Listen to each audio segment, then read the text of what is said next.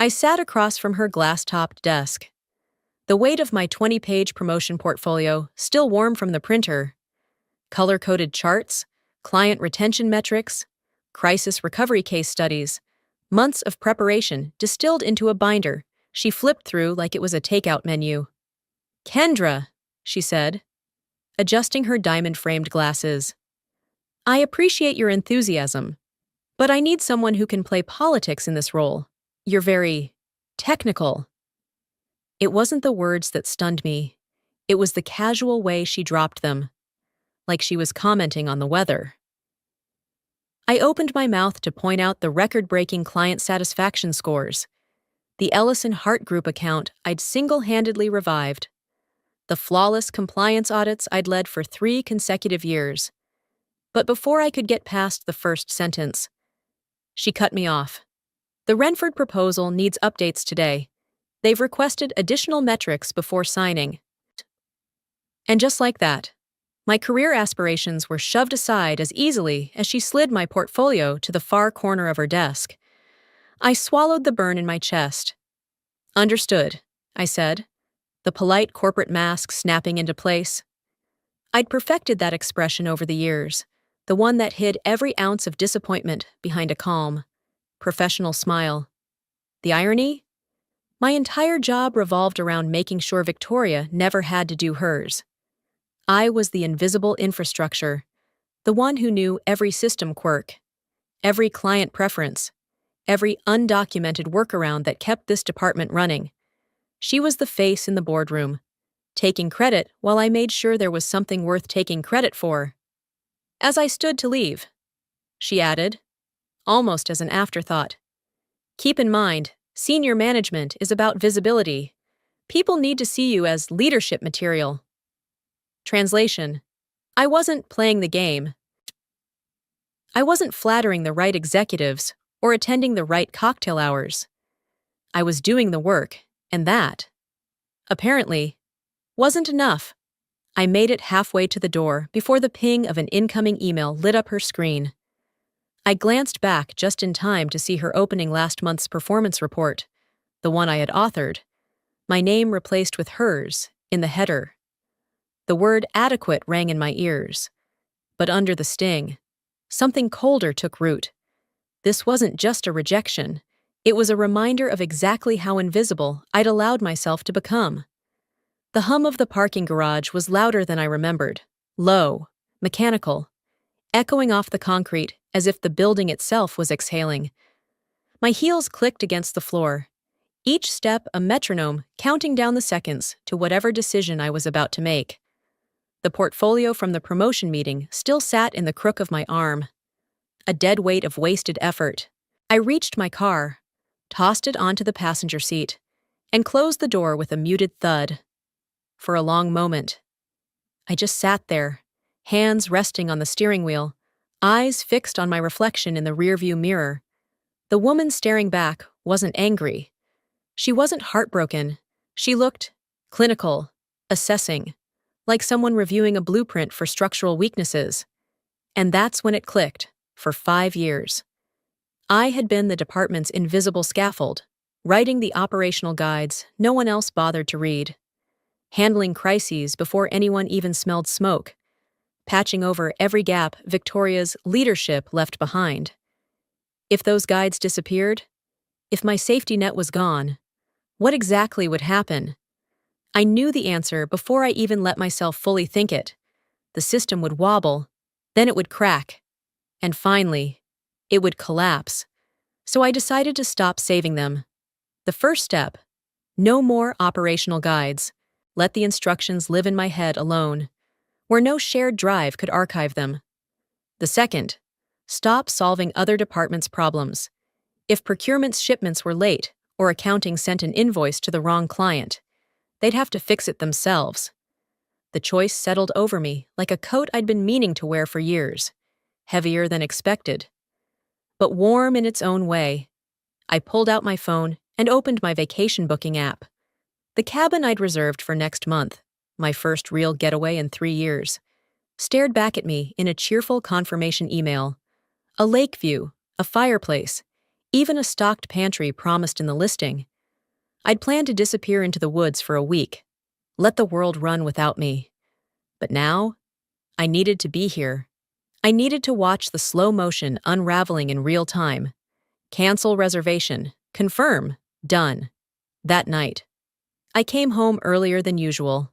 Sophie was at the kitchen table coloring, a faint smudge of blue marker on her cheek.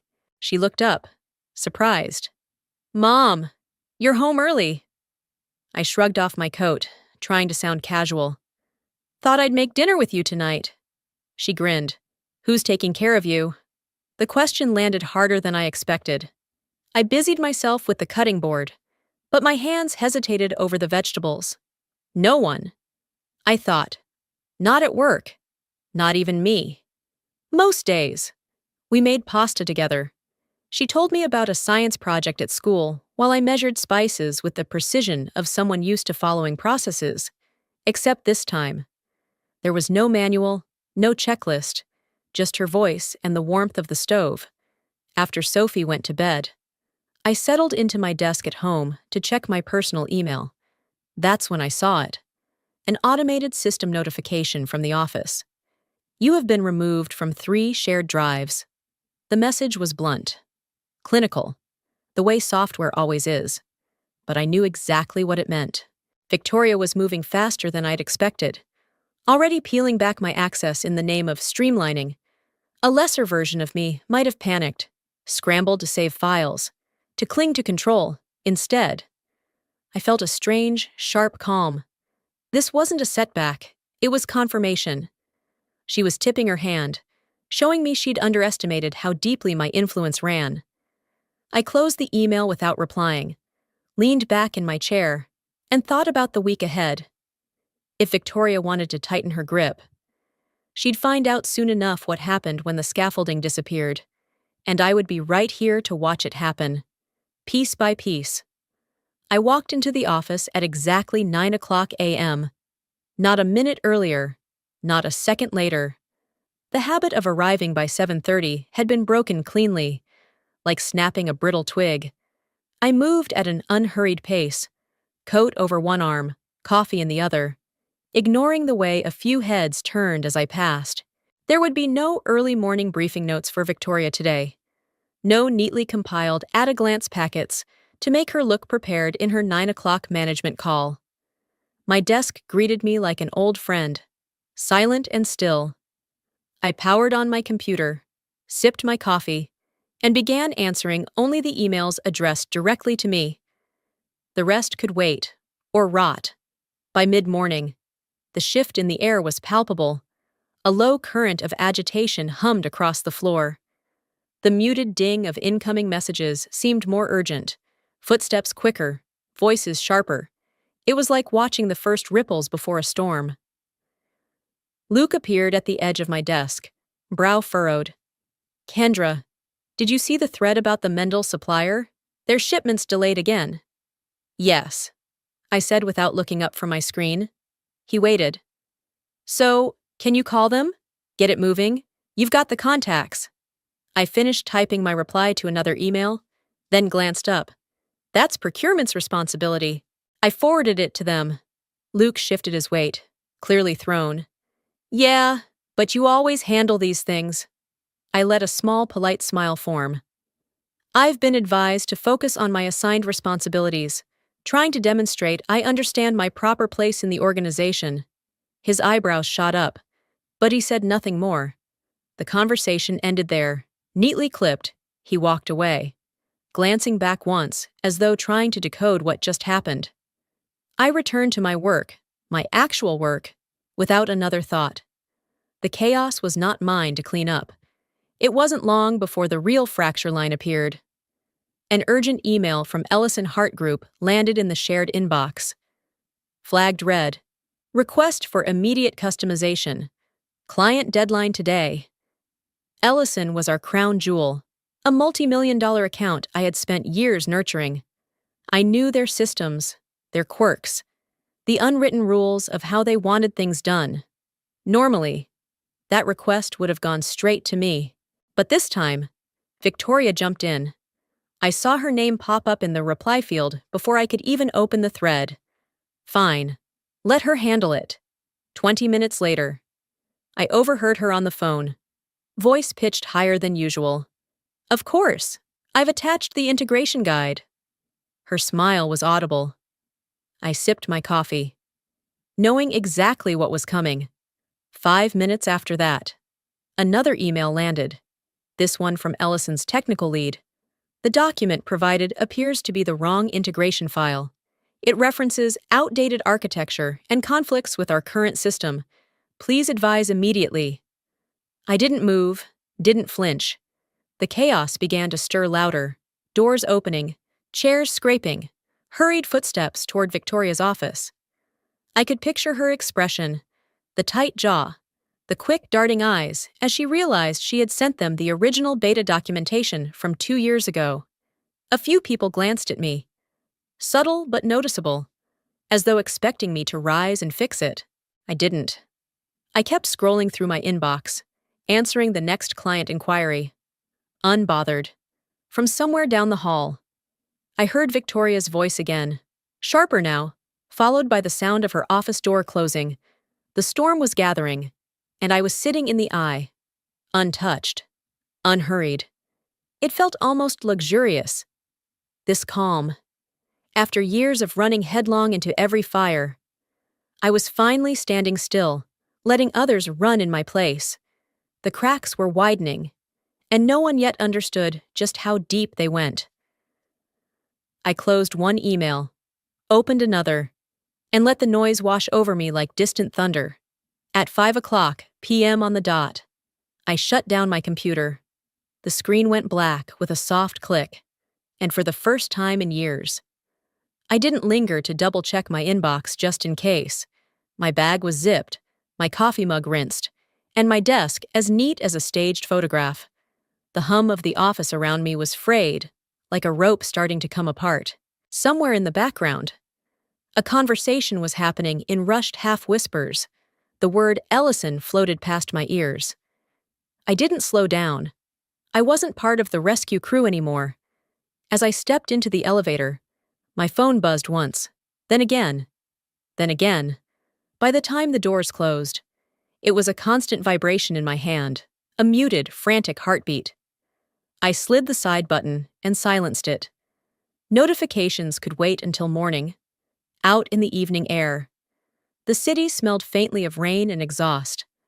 I walked to my car at an even pace, feeling none of the urgency that seemed to have gripped the rest of the building. I knew what was happening without needing to witness it.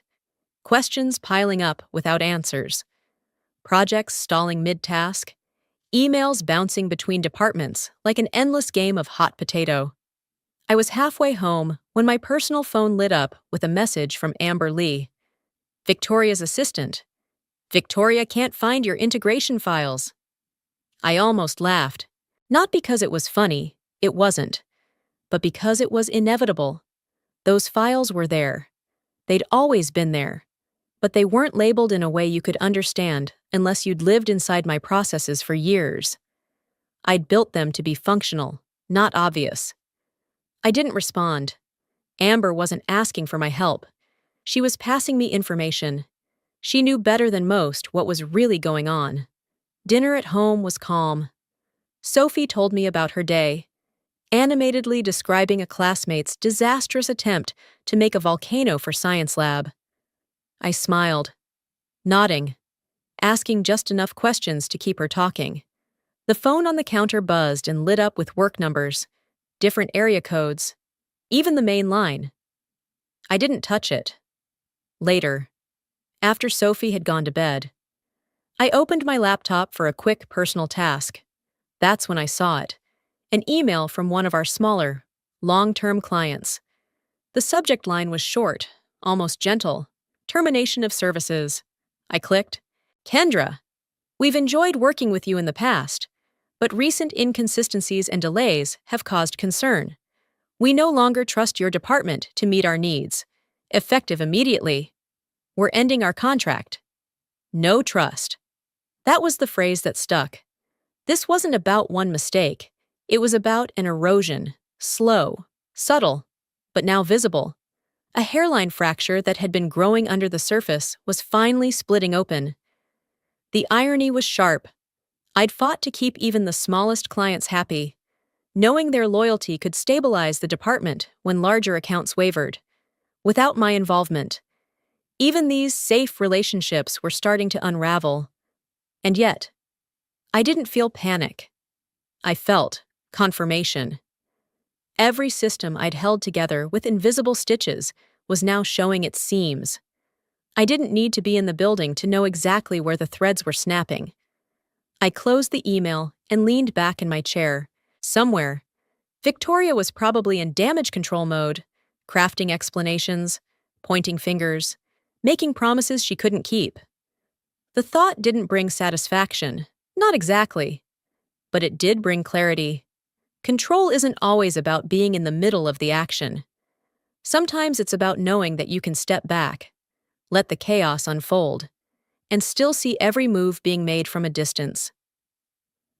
I turned off my laptop, walked into the living room, and picked up the novel I'd been too busy to touch for months.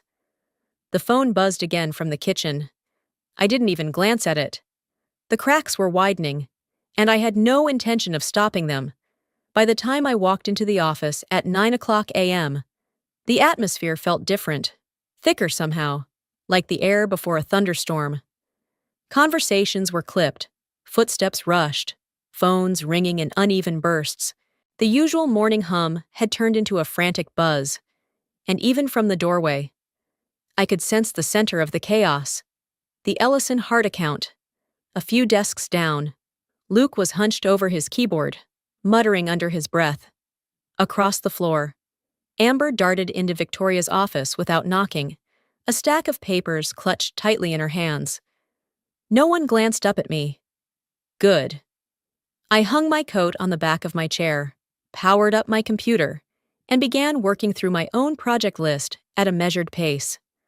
The world could fall apart around me, and I would still make my coffee last until mid-morning.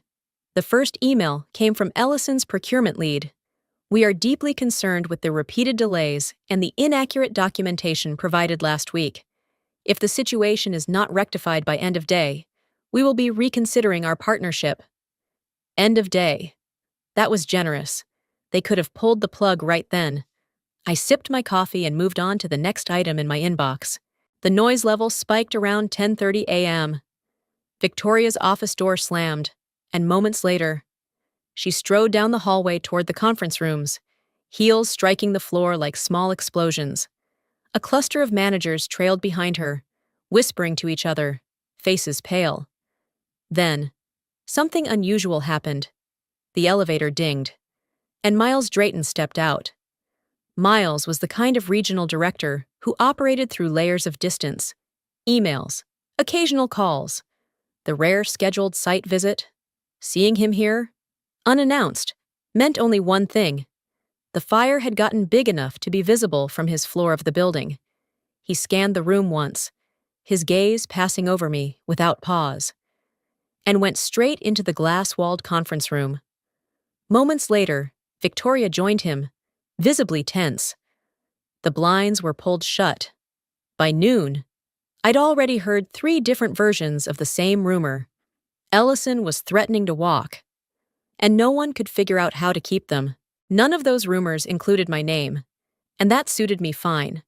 Around 1:15 p.m., Luke stopped by my desk. He leaned in, lowering his voice. "You're not going to like this." I looked up slowly. "What is it?" "I was in the emergency meeting last night," he said. "Victoria told Miles you were responsible for the integration mess, said you'd been withholding files and refusing to cooperate." I blinked once. "Interesting." "Yeah.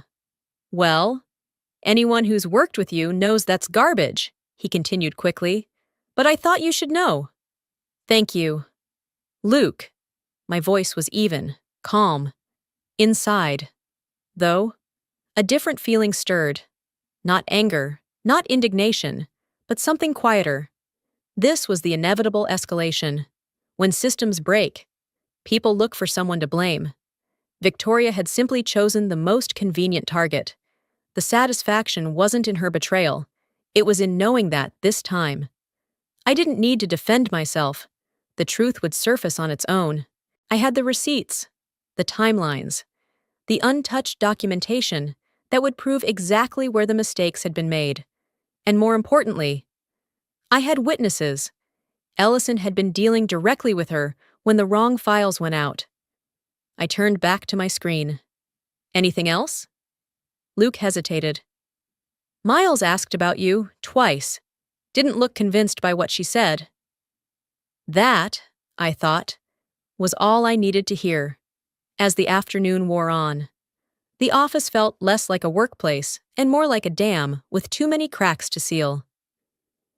People rushed between meetings, clutching laptops and folders, while the sound of phones ringing bled into muffled arguments behind closed doors.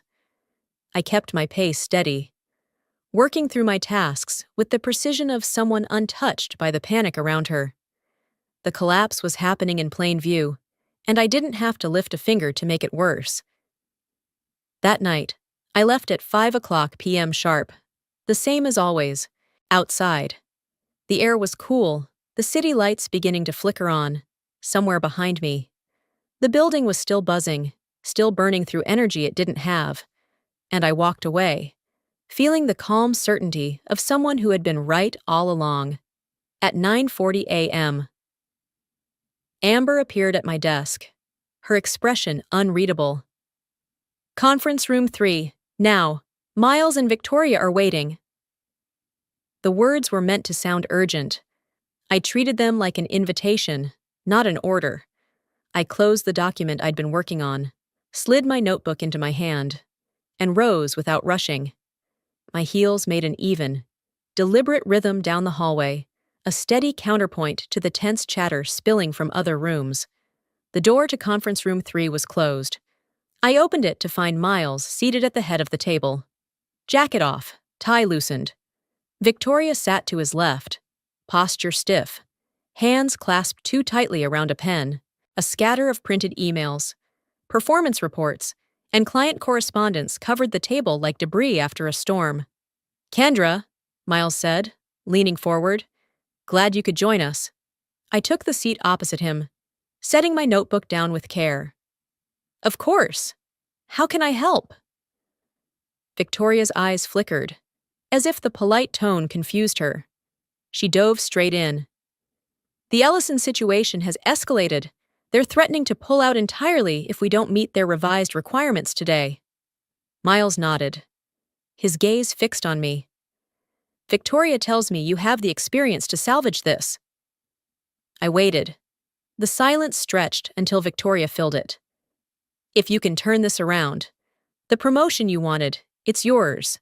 Senior management, effective immediately.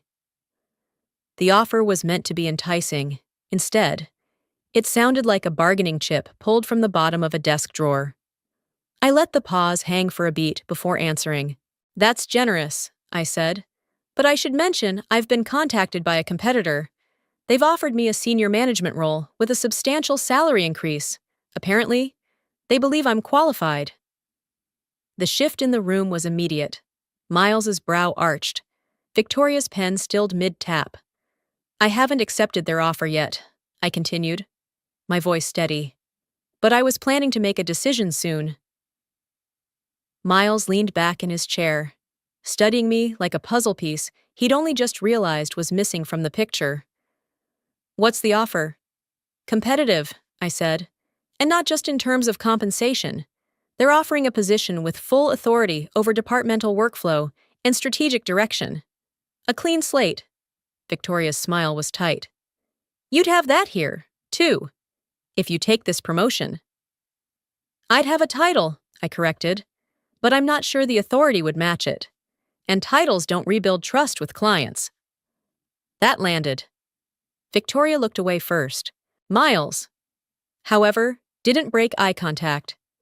Name your price. The words landed in the middle of the table like a dropped glass. The air seemed to still. Even the hum of the overhead lights felt quieter. Victoria turned sharply toward him. Miles!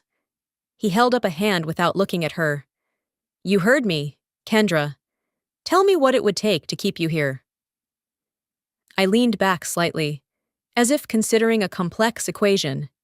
Inside, I noted every detail, the slight tension in Victoria's jaw, the way Miles's tone carried not just authority, but a hint of urgency. They were both showing their tells, and I wasn't about to waste the opportunity. I'm not ready to answer that yet, I said finally. Before I talk numbers or titles, I need clarity on one thing. Would I have full decision-making authority over this department's operations, without interference? Miles nodded once, firmly. If you fix Ellison? Yes. Victoria's lips parted in protest, but she caught herself. I stood, gathering my notebook. Then let's see what's possible. I'll review Ellison's current requests, speak directly to their technical team, and come back with a plan. If it works, we'll talk terms. Miles gave a small, approving smile. Deal. As I left the room, I could feel Victoria's eyes on my back, calculating, unsettled. And that was fine. For the first time in years, I was the one setting the terms, and everyone in that room knew it. I didn't rush to follow up after the emergency meeting. Letting time stretch a little longer gave me space, and it gave them space to worry. When Miles called me into his office that afternoon, I entered at an even pace, notebook in hand. Victoria was already there, her expression carefully neutral, though her eyes tracked every step I took. Miles gestured toward the chair opposite him. Let's talk, he said. I sat, folded my hands loosely on the table. Of course, before we get into specifics, I need to be clear. I'm not interested in a quick fix. If I stay here, I need two things, respect and authority. Without both, this conversation isn't worth having. Miles's gaze was steady. Understood. Victoria gave a polite but tight smile, as if to suggest those qualities were already on the table. I didn't give her the satisfaction of acknowledging it. Miles leaned forward. Here's what I'm willing to offer. Director of Operational Systems, reporting directly to me. Double your current salary. 3 days remote each week. Full decision-making authority over workflow. The words were well chosen, designed to signal seriousness. I let them sit for a moment, flipping my pen between my fingers. It's a good start, I said finally. But I need to evaluate what's best for me long-term, as I mentioned earlier. I have an active offer from another company. Victoria's pen tapped against her notebook. An offer that may or may not materialize. I turned to her with a calm, measured look. It's real. And they're moving fast. Her lips pressed into a line. Before Miles could speak again, there was a soft knock at the open door. Amber stepped in, eyes flicking between us. Sorry to interrupt. Kendra, a quick word? Miles waved her in. She stepped closer to me, lowering her voice. Off the record, my friend at Westbrook Systems says their leadership's in flux. They might freeze new hires for senior positions. If they do, that offer you've got, it could disappear. She straightened, gave a neutral nod to the room, and left as quickly as she'd come. The room felt smaller after she left. Miles raised an eyebrow. That change anything? I leaned back. Not in the way you think. If Westbrook pulls back, that's on them. But I won't make a decision here based on fear. I want a role that recognizes my actual value, one I don't have to keep defending every quarter. Miles studied me for a beat, then said, That's exactly what I'm offering. Victoria finally spoke, her tone a little sharper. If you're serious about staying, we can move this through HR by the end of the week. But Ellison's crisis is still unresolved. I met her gaze. And it will stay unresolved until the person handling it has the authority to make decisions without interference. Miles's expression shifted, just slightly, but enough to tell me he'd caught the subtext. I'll make it simple, I continued. You want Ellison fixed? Give me the authority now, the title, the reporting structure, the autonomy, not in theory, On paper. Silence stretched. Victoria's eyes flicked toward Miles, clearly hoping he'd push back. Instead, he nodded. Done. Draft the paperwork. Effective immediately. The corner of Victoria's mouth twitched. Not quite a smile, not quite a grimace. I stood, closing my notebook. Then I'll get to work. Walking out of that office, I knew two things. The balance had shifted, and they both knew it, even with Amber's warning still echoing in my mind. I felt the weight of the upper hand resting firmly in mine. At 9:30 a.m., I joined the Ellison Hart group call from the small conference room adjacent to Miles's office. The glass walls gave me a full view of the floor outside, people moving quickly, eyes darting toward our meeting space as if the outcome of this call might decide their own fate. On my screen, Ellison's director of operations, a precise and measured woman named Dana Keller, greeted me with a tight smile.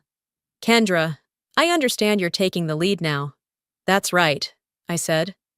I've reviewed your latest request. You need the custom integration delivered in days, not weeks.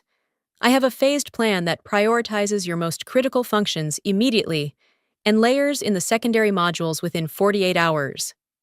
Dana's brows lifted slightly. 2 days? Yes, I replied. We'll deploy the core changes today. By this evening, your team will have the updated workflows in place for internal testing. By end of day tomorrow, all secondary functions will be online. You'll have full documentation and a direct contact list for my implementation team. No more bottlenecks. There was a pause. Then, her expression softened into something I rarely saw on client calls: genuine relief. This is exactly why we wanted to work with your company. You understand our business needs, not just the technical specifications. Your business continuity is my priority, I said simply. The rest of the meeting flowed easily. I anticipated questions before they were asked, clarified dependencies without prompting, and adjusted timelines on the fly to match their constraints. Every answer was grounded in specifics. No vague assurances, no deferrals. When the call ended, Ellison's team was not only satisfied, but energized. They had a plan, a timeline, and, most importantly, confidence. I turned to the implementation team seated across from me in the conference room. Here's how we'll break this down, I said, distributing the task sheets I'd prepared before the meeting. Each module has a lead. You have the resources, and you have my authority to make decisions without waiting for sign-off. If a roadblock comes up, bring it to me directly. That's when the door opened, and Victoria stepped in.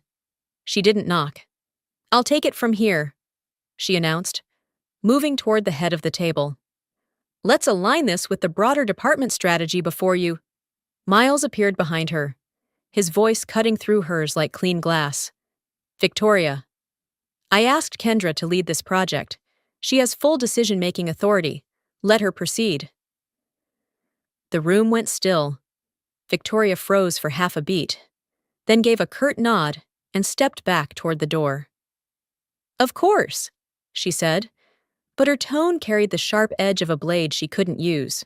I continued without missing a beat, outlining deliverables, deadlines, and escalation protocols. The team scribbled notes, asked questions, and left with clear marching orders. By the time the room emptied, I could see Miles lingering just outside. He stepped in, a faint smile on his face. That was impressive, he said quietly. It's just what the client needed, I replied.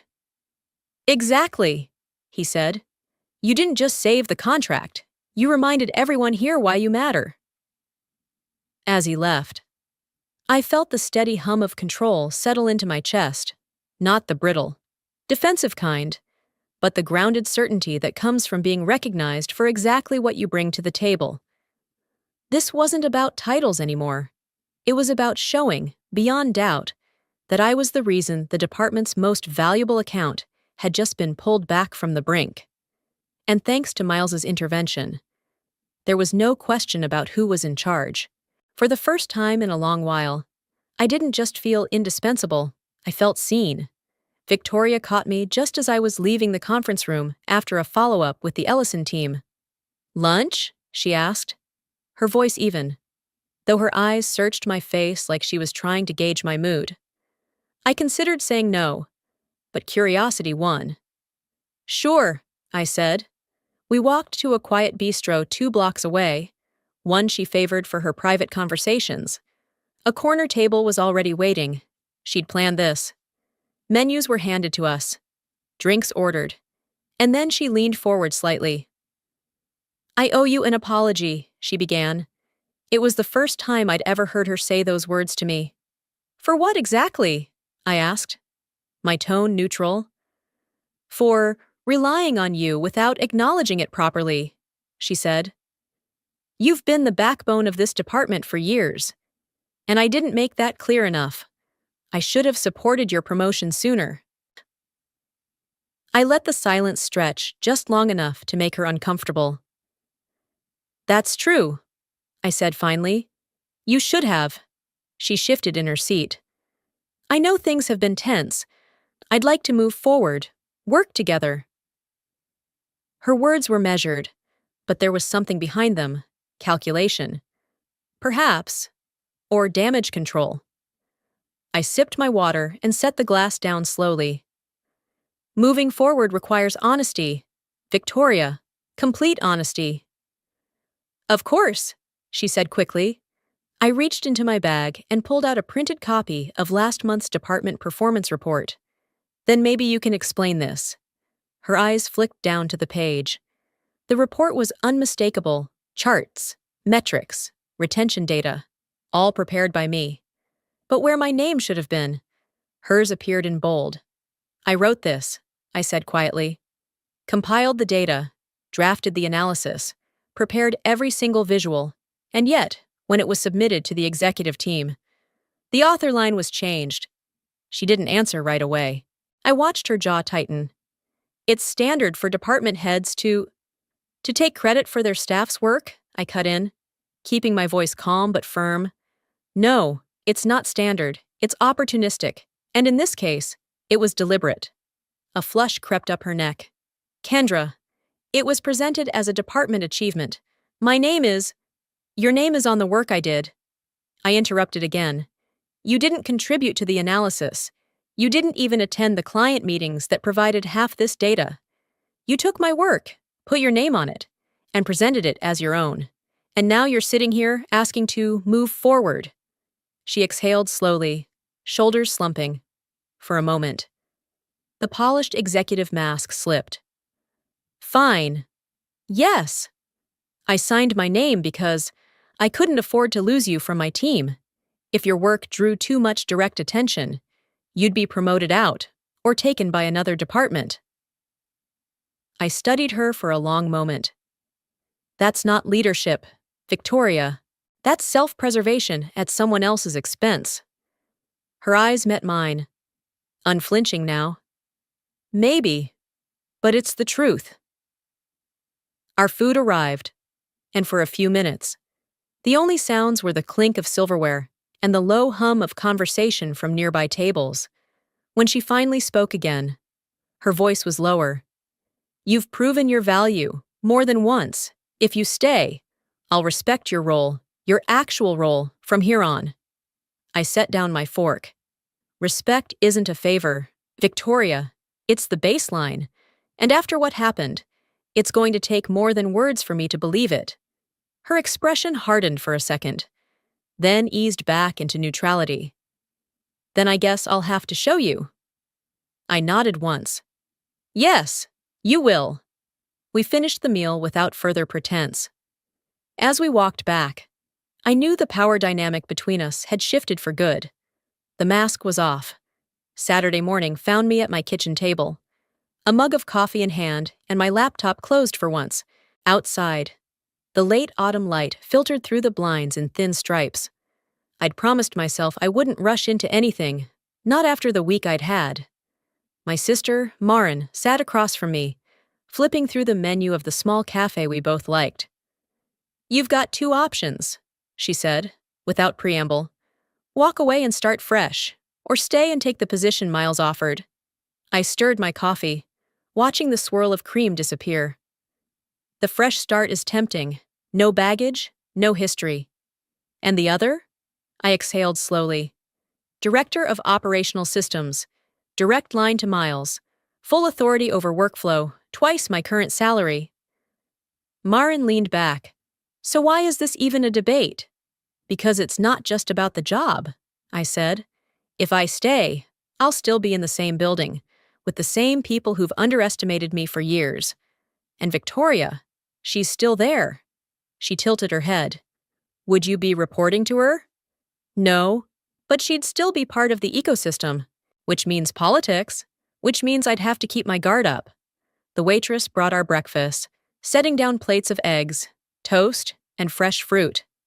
For a moment, the conversation paused. Then Marin said, "Let me ask you this. What does your gut tell you?" "That I've outgrown the box they put me in," I replied. "I'm just not sure if Miles's offer changes the box or just makes it bigger." Her expression softened. Maybe the question isn't about the box.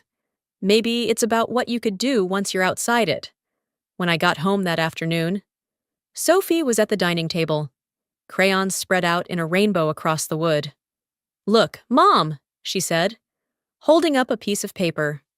It was a drawing of me at a big desk, a nameplate in front of me that read, "Mom is the boss." I felt my chest tighten, not from pride. Exactly, but from the clarity that came with it. To her. Being the boss wasn't about titles or pay grades. It was about being respected, seen. I crouched beside her chair. "Why did you draw this?" "Because you're in charge now," she said simply, as if it were already a fact. Later that night, I sat with that drawing on my desk, thinking about what Marin had said. I realized something I hadn't considered before. The position Miles offered wasn't just a reward. It was a lever, from inside, with the authority to restructure processes. I could dismantle the culture that let people like Victoria thrive at the expense of others. I could identify talent early, promote based on contribution, not politics. I could make it so no one had to go invisible for 5 years just to keep things running. Walking away would give me freedom, but staying, on my terms, could give me influence. And influence could change the system, not just for me, but for everyone after me. By Sunday night, my decision was almost made. I took the drawing from Sophie, slid it into the front pocket of my work bag, and set my alarm for 7 a.m., Monday. I would give Miles my answer, and for the first time in a long while, the choice felt like mine alone. I arrived at the office earlier than usual, 7:30 a.m., the crisp bite of Monday air still clinging to my coat. The decision I'd made over the weekend sat in me like steel. I wasn't coming here to negotiate. I was coming here to define the terms under which I would stay. Miles' assistant barely looked up when I stepped into the hallway outside his office. "He's in," she said, gesturing toward the open door. Miles glanced up from his desk as I entered, a flicker of surprise crossing his face at my early arrival. "You've got an answer for me?" "Yes." I closed the door behind me, took the seat across from him, and set my bag down deliberately. "I'll accept your offer, but only under 2 conditions." He leaned back, his expression neutral, though I could see the curiosity in his eyes. "Let's hear them." "First," I said, "I want full hiring authority for my team. 3 positions. Minimum. I choose them, I vet them, and I answer for their performance. No interference from other departments." Miles nodded slowly, making a note.